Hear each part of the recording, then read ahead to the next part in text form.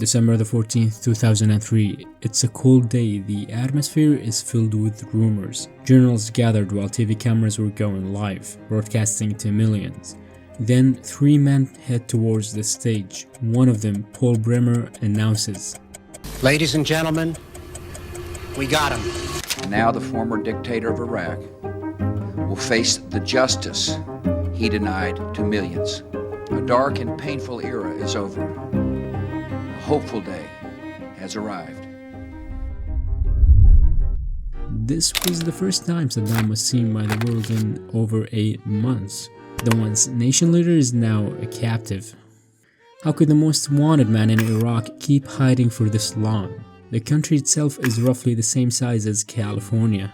The total force on ground exceeds 150,000 soldiers. A sizable chunk of it is primarily responsible for his arrest.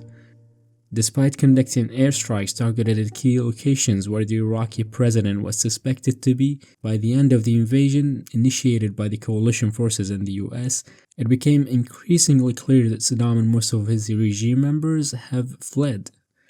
On the 11th of April 2003, in a conference and as a means of simplifying the identification and subsequent arrest of the regime members, General Vincent Brooks presents this. It's a pack of playing cards. Each card has the face, name, and role of a senior Iraqi leader. The deck is composed of 55 cards, starting with the highest ranking cards, the aces and kings, used for the people at the top of the most wanted list. The ace of spades is Saddam Hussein, and the aces of clubs and hearts are his sons Qusay and Uday respectively. And the ace of diamonds is Saddam's presidential secretary Abd Hamid Mahmoud al-Tikriri. This was not the first time playing cards were used in warfare. Cards containing silhouettes of allied and enemy aircraft were distributed during World War II, so civilians and soldiers can identify the aircrafts passing above in the sky. Troops often play cards to pass the time, and seeing the names, faces, and titles of the wanted Iraqis during their games will help soldiers and marines in case they run into the wanted individuals in the field. Not long after the cards release, and one by one the figures began falling. Some would be apprehended, others weren't going down so quietly. To capture or kill these high-value targets, a force called Task Force 121 was organized. It proves success in killing Uday and Qusay, Saddam's 2 children. But several months go by, and the most important card remains free. The Ace of Spades seems to defy all intelligence tactics. See, the hope was by arresting these high-ranking Ba'ath Party members and the regime's top figures, leads would form an understanding of the structure behind Saddam's current network. However, as time went on, this approach proved fruitless. Nobody knew the deposed leader's location. Frustrated with this outcome, a DIA interrogator, Staff Sergeant Eric Maddox, an intelligence officer named Brian Reed, decided to switch tactics, looking through a lens more compatible with the Middle Eastern society and employing a socio-cultural analysis. They began by examining Saddam's familial and tribal connections. These secondary relationships formed the backbone of his inner circle. Eventually, one name stood out from the rest: al-Muslir. Within Saddam's tribe, this clan's member held many security positions in the government. It was believed that some of them were responsible for operating the insurgency formed in the aftermath of the invasion. Not long after, Nasser Yassin al-Muslir was arrested in a raid.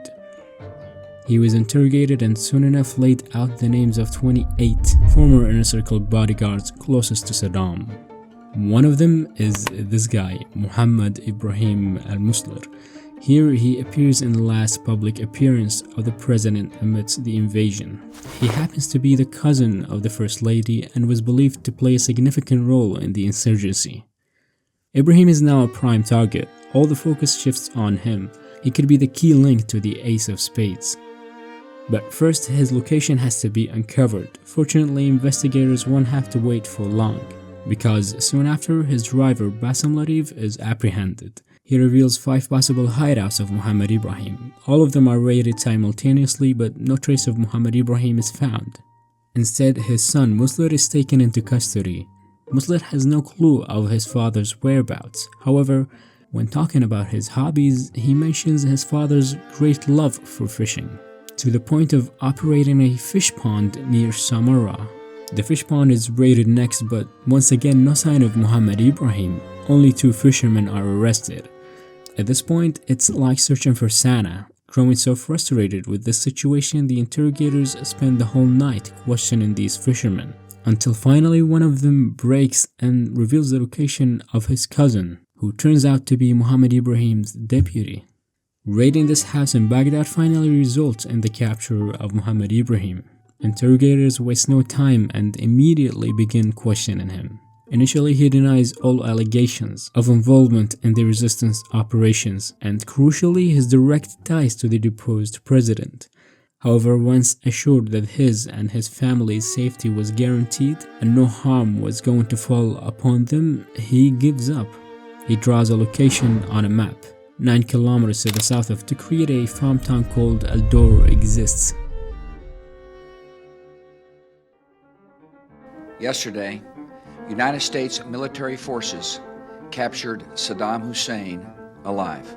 We were prepared for any type of enemy response. We had overwhelming combat power. He was found near a farmhouse outside the city of Tikrit. Again, confirmed our target at about, well, we had a very good intelligence estimate at 5 o'clock in the evening, and we were able to capture Saddam Hussein at 8:30 in the evening.